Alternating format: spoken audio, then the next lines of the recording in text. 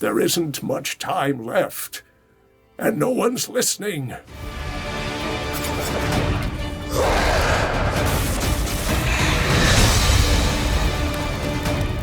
We're really excited about getting this game into players' hands, letting them experience this massive world. A main cornerstone of D4 is play your way. As a player continues to advance through the story and into the endgame, they'll unlock a ton of brand new activities that provide meaningful progression, no matter their playstyle.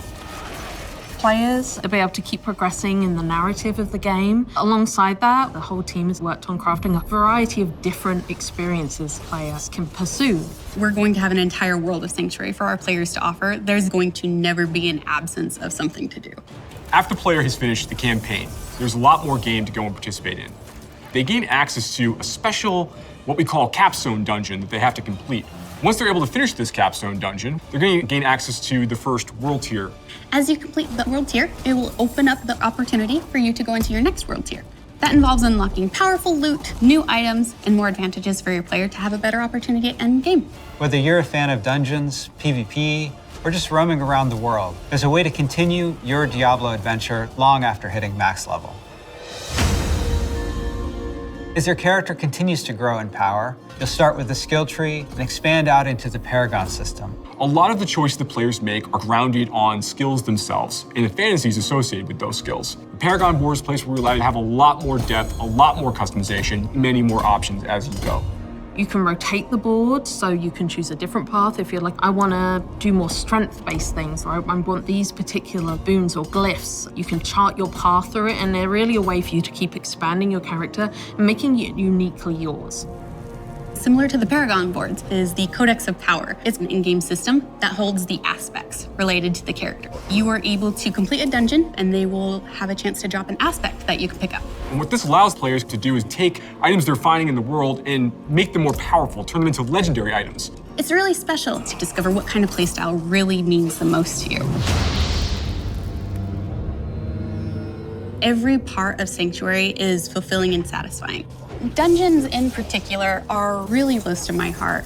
Nightmare dungeons are going to give the players the opportunity to experience a dungeon that they might have already experienced in their past playthroughs. They'll enter the dungeon with a found sigil that alters the playstyle and the intensity of the dungeon. They're more difficult and they have additional objectives, and then they also have affixes, which add a degree of difficulty for you and your group to work through. One of my favorite affixes that you can find in Nightmare Dungeons is actually called Hellgate. Occasionally, these portals will open up throughout the area that will just pour out different monsters that aren't native to that region for you to also be dealing with while you're trying to handle everything else inside the dungeon.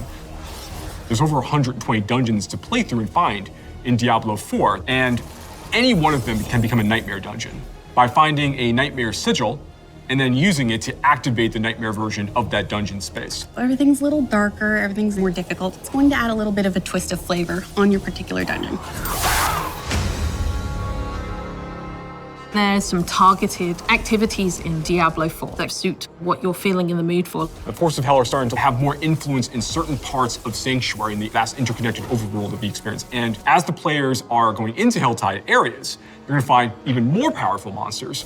And by killing them, they'll be able to gain these special shards they can take to go and use to purchase these big rewards that are available at these caches that are found littered throughout Helltide areas. The sky darkens and the rivers run red, meteors fall from the sky, and the monsters get harder. We really want to create new experiences for the players. There's one I really like called Whispers of the Dead, which you get from the Tree of Whispers. The Tree of Whispers is grim and a little gruesome, but it's also something mystically haunting and kind of beautiful. The tree has a little bit of a grudge against our players, and it would like for them to go serve its needs.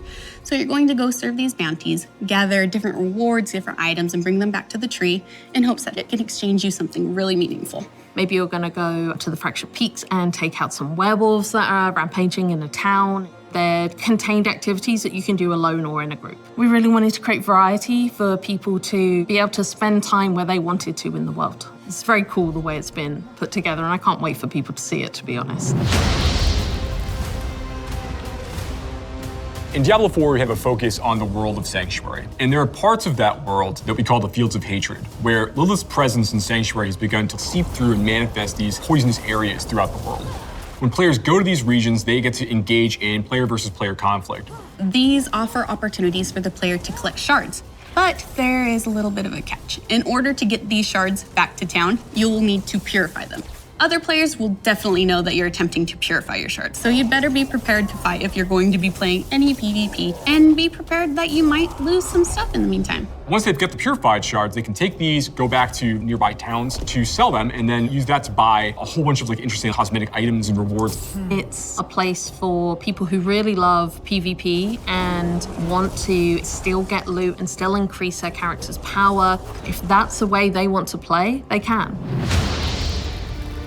Launch is just the beginning. One of the things we're really focused on is creating a living, breathing set of updates for players to engage with after the game has gone live. It's really just going to be a way to keep coming back and experiencing more Diablo 4 in fresh ways. We're really eager to hear all of your experiences and just enjoy the entire story with you all.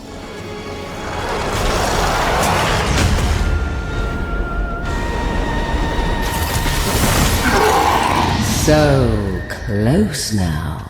So close. Yes, yes, yes! So close!